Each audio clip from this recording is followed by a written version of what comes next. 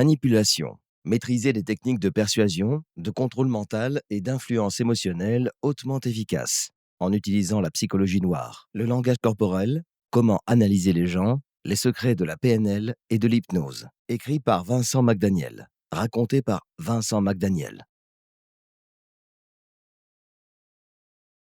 Introduction.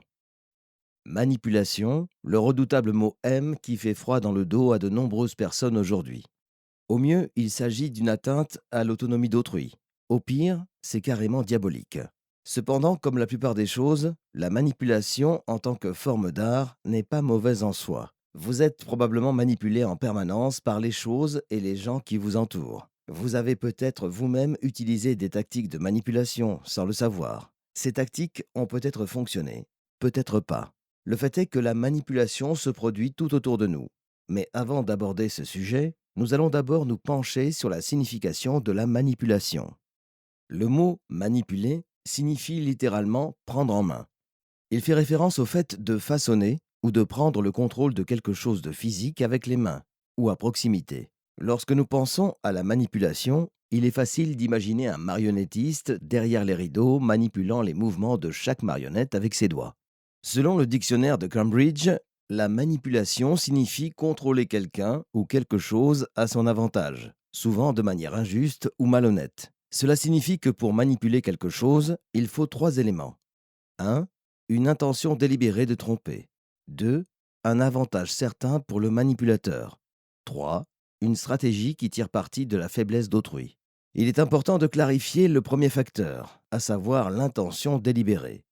S'il est tout à fait possible de manipuler quelqu'un sans le vouloir, la véritable manipulation est, par définition, délibérée. Pour s'engager activement dans des jeux de pouvoir psychologique, il faut être un maître d'œuvre. De nombreuses tactiques utilisées par les manipulateurs sont stratégiques et nécessitent un plan d'action bien pensé et une prise de décision claire. Pour mettre pleinement en œuvre ces tactiques de manipulation, dont beaucoup tendent à inclure une sorte de mensonge ou de comportement coercitif, vous devez être parfaitement conscient de ce que vous faites.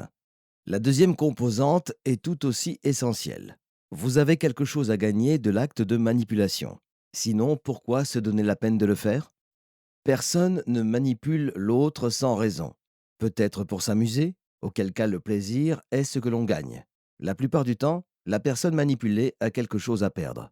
Par exemple, si une jeune femme manipule son petit ami pour qu'il reste à la maison en le culpabilisant, elle gagne le fait de l'avoir pour elle toute seule pour la nuit, tandis que lui renonce à sa liberté de sortir à sa guise. Parfois, la victime ne perd rien, mais le plus souvent, c'est que le manipulateur l'a convaincue qu'elle n'est pas désavantagée. L'ingrédient final n'est pas seulement une stratégie qui s'appuie sur des observations et des expériences détaillées, mais qui reste également cachée à tous. Si personne n'est conscient de la manière dont la manipulation se déroule dans la vie, il est très difficile de la mettre en évidence. Même si vous êtes bien informé, la manipulation fonctionne en ce sens qu'elle exonère la partie de toute responsabilité. Quelle que soit la manière dont vous accusez quelqu'un, il a toujours un plan A, B ou C. Supposons que le petit ami de la jeune femme soupçonne, après de nombreuses occasions, qu'elle le rend coupable volontairement. Il la confronte à ce sujet, l'accusant de ne pas se soucier de sa propre vie. Elle lui répond : « Pourquoi ferais-je une telle chose ? Je n'ai fait qu'exprimer mes besoins, c'est à toi d'exprimer les tiens. » Il lui dit : « Je voulais sortir avec des amis, mais tu ne m'as pas laissé faire. » Elle lui répond : « Je ne t'ai jamais forcé à rester à la maison, tu l'as choisi. » Quels que soient ses efforts, elle peut nier ou se soustraire à toutes ses lignes de défense. Il n'a aucun moyen de prouver qu'elle l'a culpabilisé. Pourquoi voudriez-vous donc en savoir plus sur la manipulation ? Tout d'abord, vous lisez probablement ce document pour connaître les secrets des maîtres manipulateurs et vous en protéger. Une autre raison est peut-être que, au fond de vous, vous voulez apprendre et pratiquer vous-même des tactiques de manipulation. Ne soyez pas timide ou honteux. Beaucoup de gens ressentent la même chose. Dans de nombreux cas, la manipulation est plutôt une façon acceptée de prospérer, comme sur votre lieu de travail.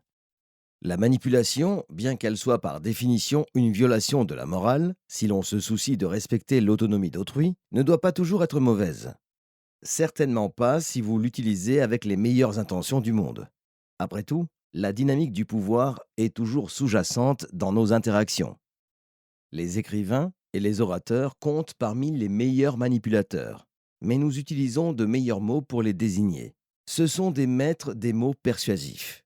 Les hommes politiques et les dirigeants comptent parmi les meilleurs manipulateurs. Certains types de manipulation sont même normalisés, comme la façon dont une belle femme peut flirter et battre des cils pour obtenir ce qu'elle veut, ou la façon dont les influenceurs des médias sociaux peuvent peaufiner tout ce qu'ils font ou disent pour donner une certaine image plus susceptible de trouver un écho auprès de leur public.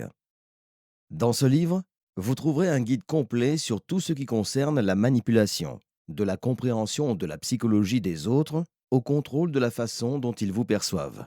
Ce que vous apprendrez vous aidera à lutter contre toute tactique utilisée contre vous. En même temps, vous pourrez utiliser les outils de ce livre de manière responsable et à votre avantage. Il faut se rendre à l'évidence. Le monde repose sur le pouvoir et l'influence. Si vous ne pouvez pas les battre, rejoignez-les. Ou mieux encore, acquérez les secrets de la manipulation, de la persuasion et de la psyché humaine pour mieux gérer votre travail, votre famille et votre vie sociale.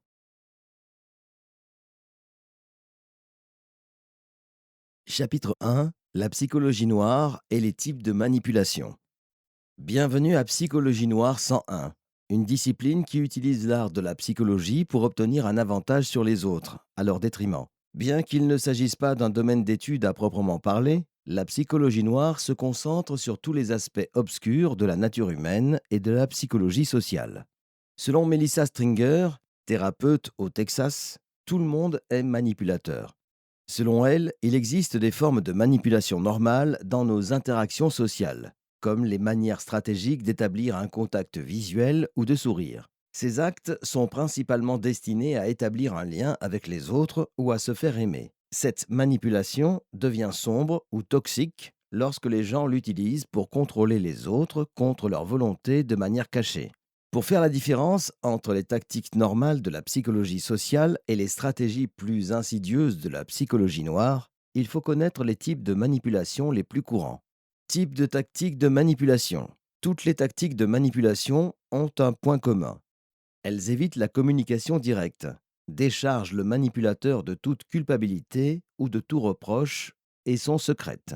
Elles semblent inoffensives et presque indétectables si vous ne savez pas à quoi vous attendre. Le mensonge, l'hyperbole, le déni, la culpabilisation, la feinte d'ignorance, le blâme, le traitement silencieux, le changement de sujet, l'agression passive, le gaslighting, détournement cognitif, l'exploitation de faiblesses connues, l'exploitation d'émotions fortes, l'intimidation ou la coercition, l'élévation du niveau et la triangulation. Selon Preston Nee, un expert qui aide les manipulateurs à apprendre à communiquer plus efficacement, les stratégies de manipulation peuvent être classées en 5 catégories. 1. Manipulation négative.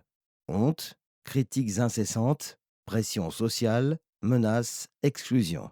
2. Manipulation positive. Fausse gentillesse, flatterie, appel à la vanité, fausses promesses. 3. Tromperie et intrigue. Mentir, tricher, voler, prendre des raccourcis contraires à l'éthique, trouver des excuses, blâmer, éviter les responsabilités. 4. L'impuissance stratégique. Jouer la victime, se culpabiliser. 5. Hostilité et abus. Intimidation, brimade, accès de colère, abus. Pourquoi les gens manipulent-ils? Bien que de nombreuses personnes puissent utiliser certaines de ces techniques de manipulation, elles ne constituent pas une part importante de leurs interactions quotidiennes. Les personnes qui manipulent fréquemment, voire chroniquement, pour obtenir ce qu'elles veulent, ont des raisons profondes de le faire. Voici quelques raisons pour lesquelles certaines personnes ont davantage recours à la manipulation que la normale. Le désir ou le besoin de contrôler la situation. Ils peuvent avoir une faible estime d'eux-mêmes ou de leurs valeurs. De nombreux manipulateurs ont grandi avec des compétences médiocres en matière de communication ou de relations interpersonnelles. Ils peuvent avoir peur de l'abandon, de l'infériorité ou de la faiblesse, ou encore du jugement. Un trait commun est l'incapacité à faire face à leurs défauts personnels, de sorte qu'ils font tout ce qui est en leur pouvoir pour les ignorer. La socialisation dans certains environnements entraîne les gens à utiliser des tactiques de manipulation. Par exemple, certaines cultures ou certains foyers normalisent les comportements manipulateurs. Sans parler du fait que certains considèrent la manipulation comme un raccourci vers des avantages sociaux, politiques ou financiers. Plus important encore, les manipulateurs n'ont aucun problème à faire passer leur propre personne avant les autres. C'est cette dernière raison qui distingue la manipulation délibérée et nuisible de l'influence quotidienne et normale. On peut dire que beaucoup de ces raisons sont communes à de nombreuses personnes qui ne ressentent pas le besoin de manipuler pour survivre. Nous espérons que vous avez apprécié cet aperçu. Pour continuer à écouter ce livre audio sur Google Play Livres, utilisez le lien dans la description de la vidéo.